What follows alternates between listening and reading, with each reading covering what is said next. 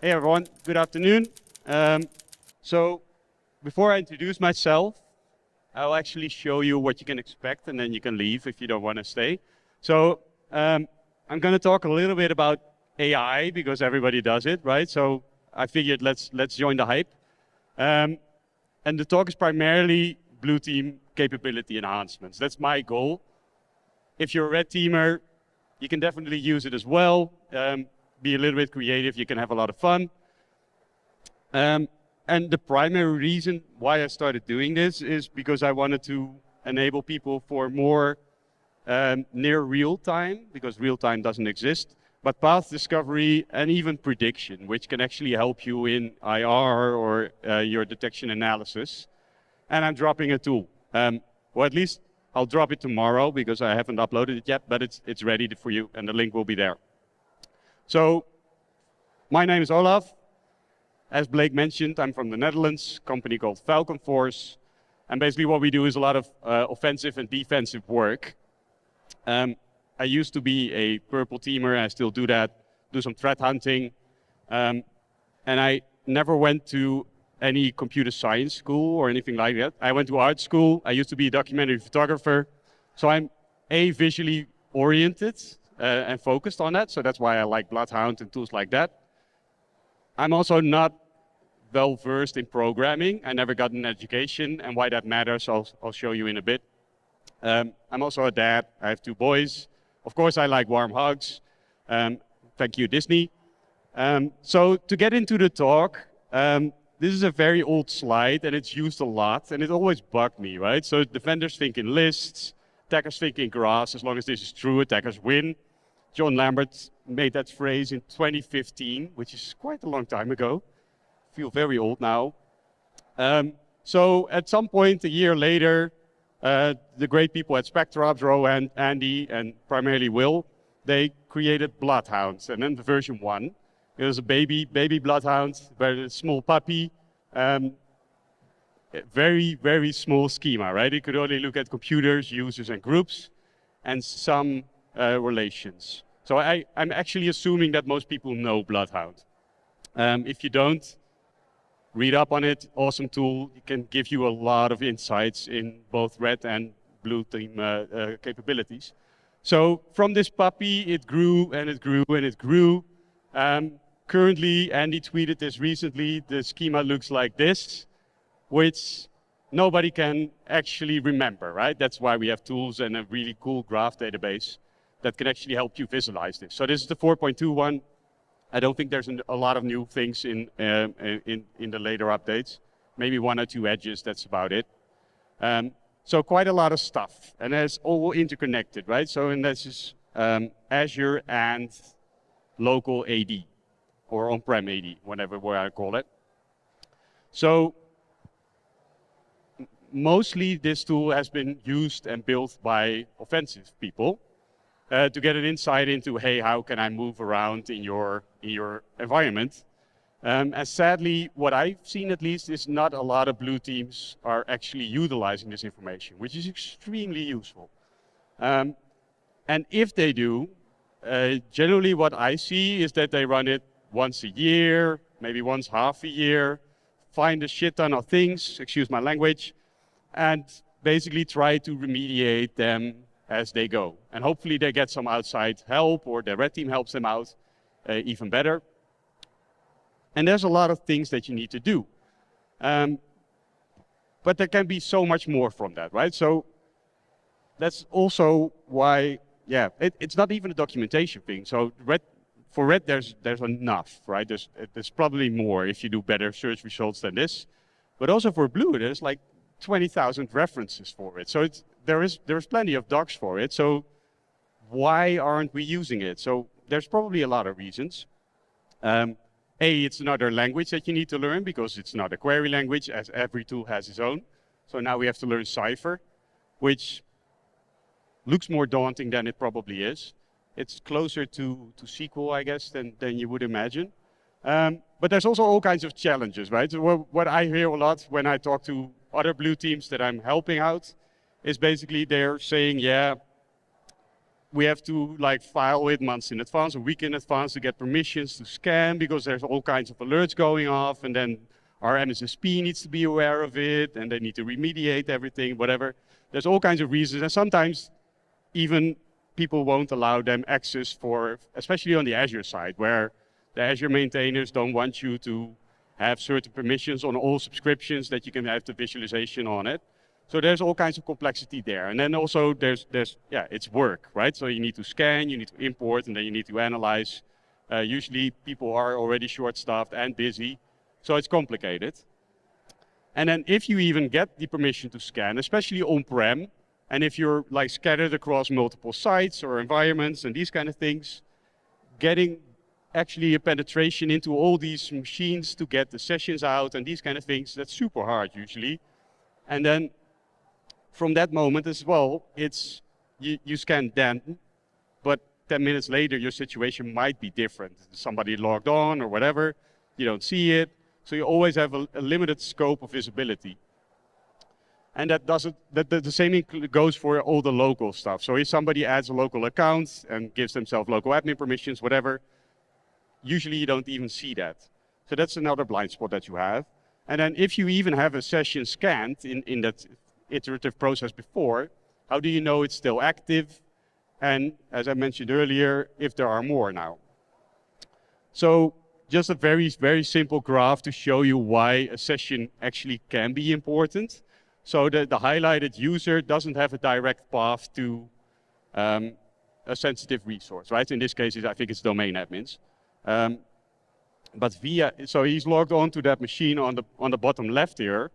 But that other user that is actually in the domain admins group is also logged onto that machine. So that creates a path, which you can't see from your logs as a defender, right? So you need to have some additional visibility here. That's the whole reason why we started looking into this. So as a blue team, we actually have all that session information that I just talked about that was so hard to get. We have that, right? We have all these logon events, we have all that kind of stuff, and way, way more. So why don't we utilize that? So as I mentioned, so we have logon sessions, we have log-offs, we have unlocks, so we can actually see who's using which machine and when. But we can also see who created a user, who was added to a group, all that kind of stuff. And we have alerts. We have probably way too many, but at least we know what goes on in our environment, so that we can also take that to our benefit. And the same in Azure for role assignments and all these other things that we can spawn there. And all of these events we get usually into our SIM in sort of near real time. Sometimes it's a bit staggered, but like within 15 minutes, you usually have all that information there. And that is always there coming in. So why not we utilize that? So at some point, I was talking to my colleague JD, and we started building a sort of proof of value tool in PowerShell, where we had a PowerShell engine, so to say, that could talk to our Sentinel, do all kinds of queries, and then get those results back into Neo4j, which is basically the back end of BloodHound, at least for now. So that worked actually really nice, and we could also populate some watch lists, which is sort of the lookup list equivalent of Splunk. So I figured, okay, this is cool. Let's expand that. The only thing with PowerShell was at that moment we relied on all kinds of modules, and also most people that do run BloodHound and Neo4j, they run it on a Linux box because that's sort of better use of your resources. And it's not always that everybody wants to install PowerShell on their Linux servers or these kind of things. So I figured let's make it a little bit easier. So I wanted to build a program in Go. The only problem is, as I mentioned earlier, I'm not a programmer. So I wanted to use AI to help me out a little bit. And this is actually an image generated by Midjourney. So this is the prompt, like programming with assisted AI. And as I mentioned earlier, I went to art school. So I saw a reference here, I'm not sure. This is also one of the most popular IKEA wallpapers that you can buy. Nothing related there. But for the people that don't know like the real image behind it, it's sort of this one. where it's the creation of Adam by Michelangelo, which is an amazing painting in 16th Chapel in Rome. Definitely visit that. But it's kind of dark, right? It's basically the AI put itself in God's place. So that was bad. Okay, but moving on. So I had access to GitHub Copilot X, which is sort of GPT-4 with some focus on programming. So even if you ask it a question like, hey, can you explain what you're capable of? It tells you, yeah, not really. I can only help you with coding issues, which is not really true.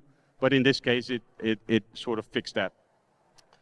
But what is actually kind of nice about it is it's like, hey, can you write me a function in Go that connects to Neo4j and executes a query for me?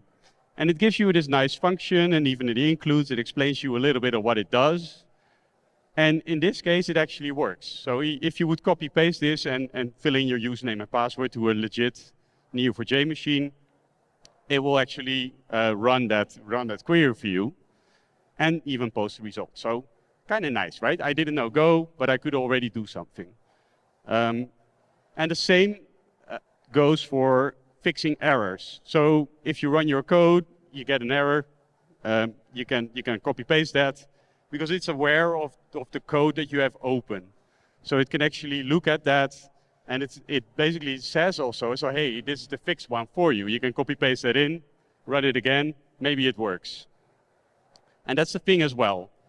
Even though it's super useful, it will make mistakes, and a lot. Like, trust me, a lot. So even for me, like a novice in Go, I started playing with it, started failing a lot, and that forced me to like figure out how it actually works, read documentation, Google around, which was for me, I like to learn that way. So I like to fail a lot and learn that way. If you want to do it the other way around, equally good. Doesn't really matter, I guess.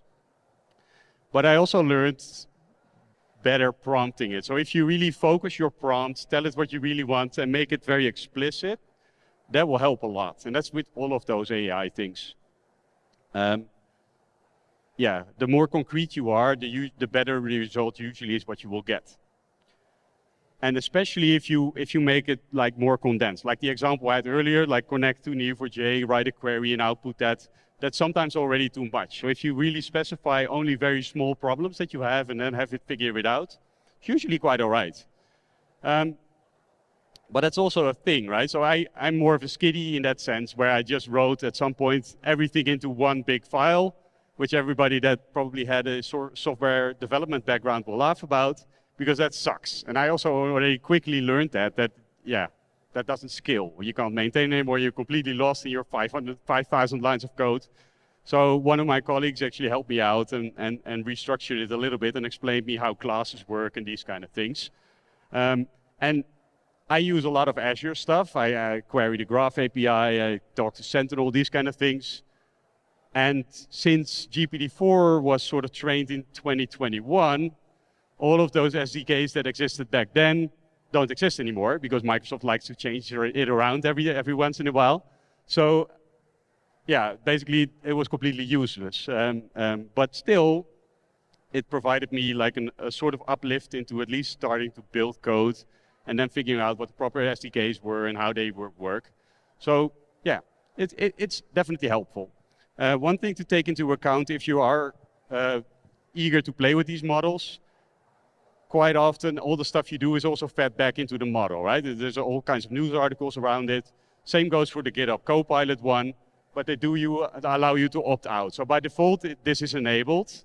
So all of the stuff you do will be fed back into the model, which is nice, but it can also be impactful to whatever you're doing. If you're doing something sensitive in your organization, be aware that everything goes back and might leak in some weird way. So that's sort of where we are now. So I learned Go a little bit poorly, but at least it works. And now it actually is kind of nice because I had some help from people that prettied it up. So I created a process called FalconHound. And basically what it can do is it can query all kinds of sources. As we mentioned, we have all kinds of logs. So it can talk to the BloodHound API, the new BloodHound API. It can talk to Neo4j, it can talk to the Defender for Endpoint. the Microsoft Graph API, where you can read, right? So it can get information from all kinds of sources and then basically store stuff on the flip end. So I can do things with it and then feed it into my SIM, or I can feed it back into BloodHound, or I can write it to a CSV or JSON file to do something else, create a report, be flexible. Oh, sorry.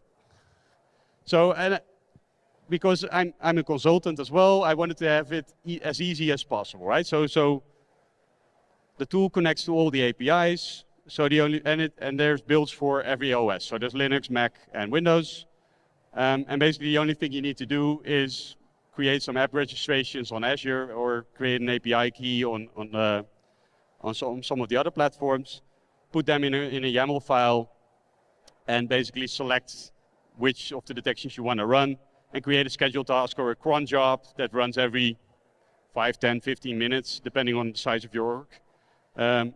And basically let it run and do its thing, and you shouldn't touch it as much anymore. So the way it works is I have a list of actions, which is not complete yet, because there's always new ways to build. But basically what that can do is it can query logs, for instance, process the results, and then write the results back into BloodHound or CSV or a lookup list, a watch list, these kind of things.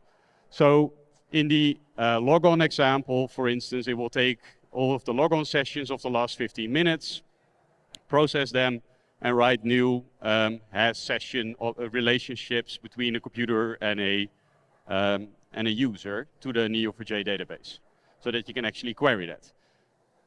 Then there's an intermediary phase where I clean up stuff. So I look at how old is a session, and then for instance, on servers, I assume after 3 days that the session is gone, because you don't always get log-off events. Sometimes the machine is rebooted or something else, and you don't know when. So after 3 days, I assume the session is gone.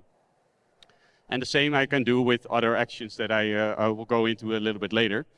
And then the last phase kicks in, because now we wrote new stuff to the database. We also want to do something with it. So we start querying the Neo4j database for instance, a new path that opened up due to a new session being created. So I process the results again, and I write log files to Splunk or Sentinel. And I can also generate, again, some CSVs or watch lists, these kind of things. So the cool thing about this is now we can actually keep our session database or our session information up to date, because every 15 minutes we know who's logged on where. You can probably also do some bad stuff with it. But that's kind of helpful, because then we can also, and what we can also do, because we have alerts, we can mark machines and users as owned. And then we can do new calculations based on that as well.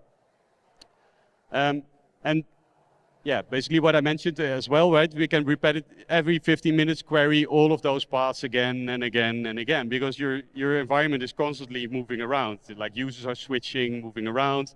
There's an alert generated, these kind of things. And we can do the same with, hey, there's a new user created. We don't need to scan the whole SharpHound scan again, or the Azure Hound scan again. We can just update the database and get it that way. And the same for group modification, or service principal creation, all that kind of stuff. You can just dynamically sync the whole time. You don't need to scan for that.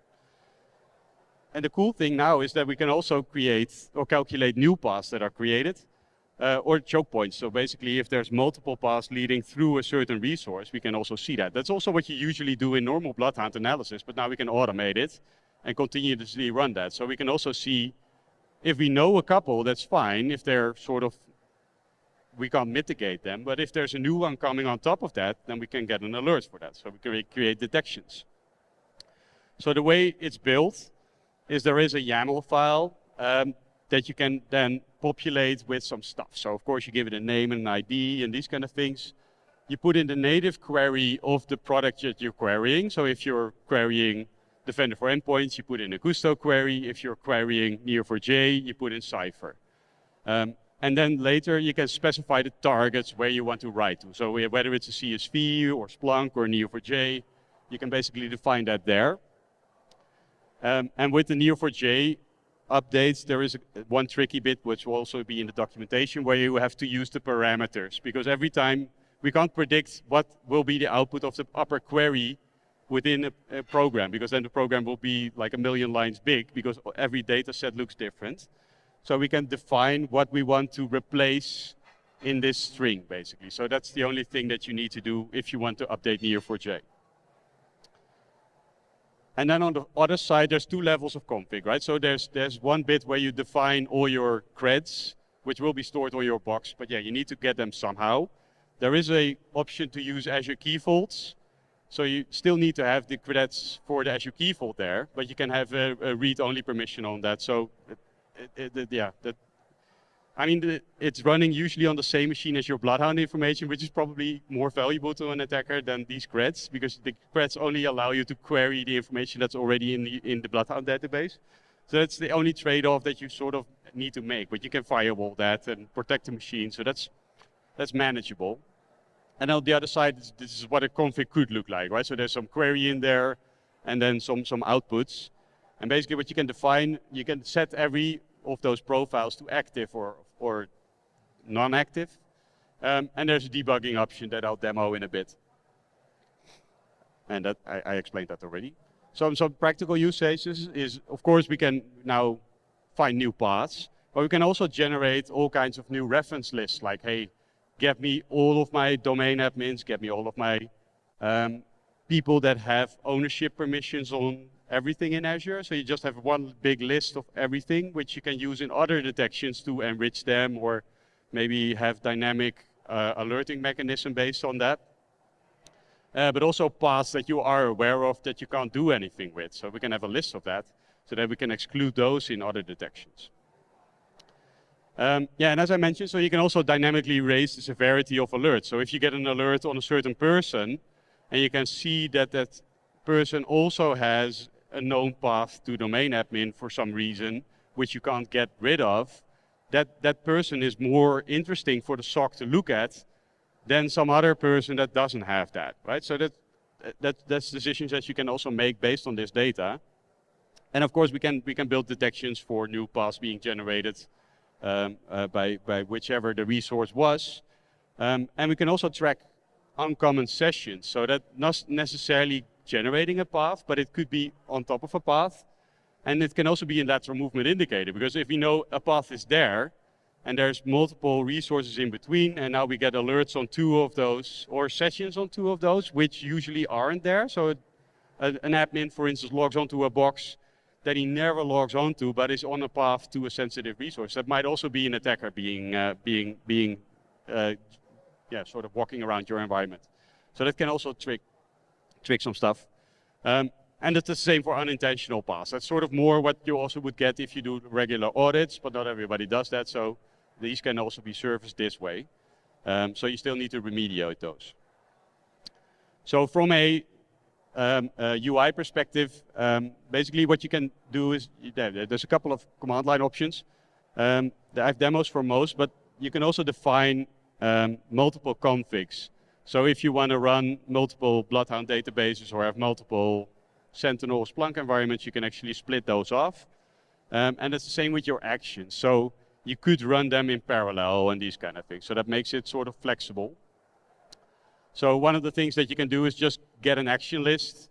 Nothing fancy, but you get a nice table of all the stuff that it's capable of, that is enabled, and you can run. So by default, it will run all of those actions for you, unless you either disable them, or you can also say, hey, I only want to check something by hand manually. That's basically where you can define some of the actions. So here I define 2. So the only one I want to run now is the exploitable hosts and the paths that are generated from there. So if I run that, it will start querying. So now it's querying Defender for Endpoint. It was getting 180 machines that have ACVE on it. Because Defender for Endpoint actually does a Qualys vulnerability scan every couple of minutes or a couple of days. And they also track all of the CVEs that have a known public exploit available. So basically on GitHub or whatever. So these are CVEs that you might want to do something about, right? So we can also feed that back into BloodHound as an exploitable object, and then The second stage here is basically where I look in the Neo4j database whether there is a machine in my network that has a path to a high value node. So that's usually something tier 0. And it turns out there's one, right? So that's not good. So we need to figure out what's going wrong with that. And then the end, so this whole thing took a minute to run. And this is on a client environment, which is pretty massive. So that's also determining what you can do with the tool. Sort of, at some point, you will choke up Neo4j, especially since almost everybody I've seen runs the community edition because that's free. And the enterprise edition is really expensive. So the downside of the community edition is that it's single-threaded. So you can throw 20 cores at the machine, but it doesn't care because it's only using one. So the best thing to do is get it on a very fast SSD with proper RAM, especially if you have a very big environment. So this, I think that only the AD database of this environment is already like 10 gigs or something. So if you start doing path calculations, you easily burn 30 gigs on a query, and that's a single query. So scale your machine and you will figure that out. So you can, that's why I also included how long it took. You can sort of start to fiddle with that a little bit. And then one of the other things that I found useful as a dev myself already, so probably for the people that are using it as well, is I built in a debug mode. Basically what the debug mode does is if I run the same query, now not at a client environment because I don't want to burn their CVs, it basically gives you a full output of all the JSON that you get back from Defender for Endpoint. So you see all your machines, all your CVs and everything, like I mentioned. And then basically on the flip side is stage 2 where it starts shipping it to Neo4j. So here you can actually see the query that I'm building and then what it's writing as parameters to the database. And that's like iterative. So every instance gets its own query. That's sort of the way to update Neo4j. There's no way, really a good way to do a parameterized batch update, sadly. And that's a problem because if I run all my queries at a pretty large corp, it takes almost 15 minutes, which if I want to run that every 15 minutes and one of the detections runs a little bit longer, I might have some parallelism issues. So that's something to fiddle with. And the primary reason why it's so slow, it's the sessions. So this, as I mentioned, it's a big end. So in 15 minutes, they have like, yeah, what is 5,300 new sessions every 15 minutes. So every 15 minutes, I need to update also, yeah, over 5,000 machines with new users being logged on. And again, yeah, if I have to do that single-threaded, Neo4j is not very happy about that. So, yeah, maybe you want to run those. You still want to run those, but then you might want to do some splitting up or these kind of things. We need to be creative there. So, yeah, that's sort of how it looks on the Neo4j side. So I get a timestamp from there, I get the machine name, and I get a user, and then I can actually update that relationship with the new time when I saw it. And I can also map it as a source of FalconHound so that I know where I got that session from. Because if I also scan still, which you should, you can at least see the source of the session, so you also know whether you can time it out easily or not. And that's the second one, because if I time something out, I don't want to throw it away, because knowing when people were on a machine is equally useful, because even from a red team perspective, they might come back. So that path, and even sometimes there might actually be some creds on the machine that you can utilize. So what I'm doing here is I created a new edge. I'm not sure if the BloodHound people will adapt it, but I hope it will, and otherwise it doesn't matter, because you can do it yourself and it will work, because Neo4j doesn't know what BloodHound knows, so it will generate those paths regardless. So I created the had session edge. So basically, once the has session timed out on my queries, and I do that either on 3 days or on endpoints when I know there are sessions or not, I can do it in 2 hours. I can revert that into a had session, so I know when the user was on there. And that can also be useful for IR, for instance, right? So you can sort of backtrack how that activity went on through your network.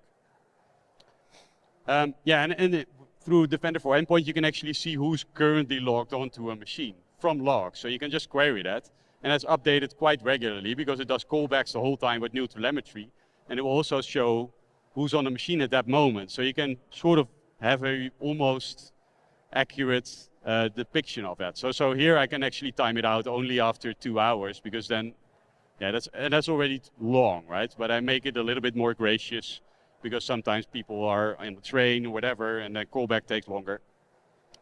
So now we did all that stuff. What can we do with it? So one of the things that you can do is, since we get all these logs into our SIM, in this case it's Sentinel, but I can also do it in Splunk, we can write detections where we can look at deviations from the previous state.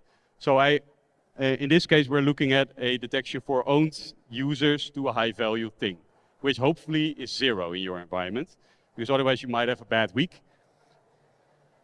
But let's assume there is one that for some reason is there. If there's now 2, then this rule will trigger. That's basically what it does. So it looks for the previous state, and every 15 minutes I'm running it. I also write an event if there's no data, because otherwise I can't do a previous comparison. So then I just write an empty blob. That's basically this bit where you're looking at.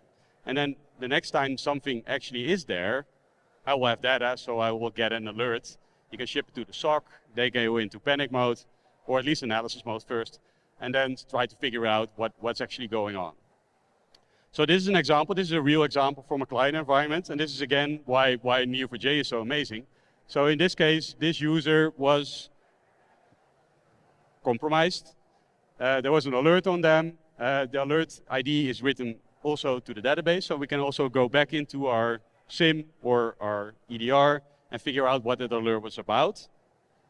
And here we can also see that this user is a member of a group, that is member of a group, that is member of a group, that is admin to a machine, that is a member of a other group, and so forth, right? So that full path you can never figure out by hand based on that alert that on this machine, because this was not a domain admin account or anything. It was a normal account that by coincidence had way too much privilege.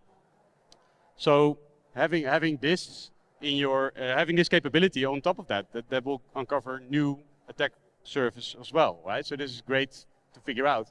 And it's the same for exploitable machines. So this is a server in that same environment that had a CVE on it from 2020, I think. Yes, 2020. And again, the screen blacks, all right? And this was a SQL RCE vulnerability, so it's pretty sensitive. And as you can see as well, there's sort of it's a weird path, but there is a path to, again, basically tier 0 ownership.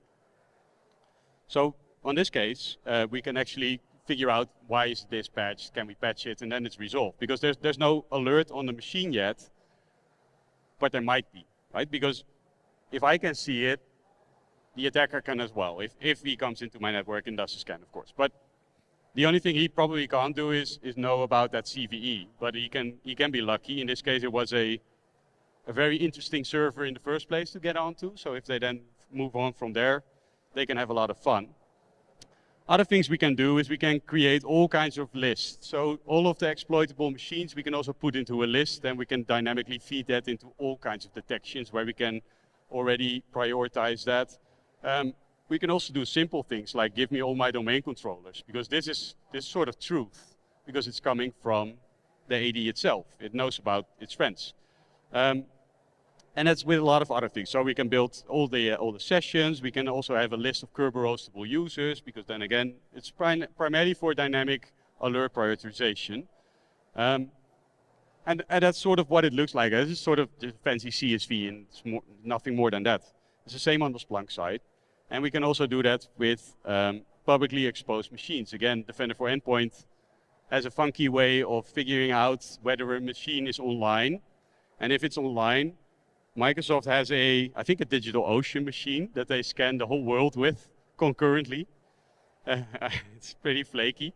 But basically what they do then on the back end is they match up whether they ran a scan, got results, and also look at the Defender data to see if the connect succeeded. So it's actually available.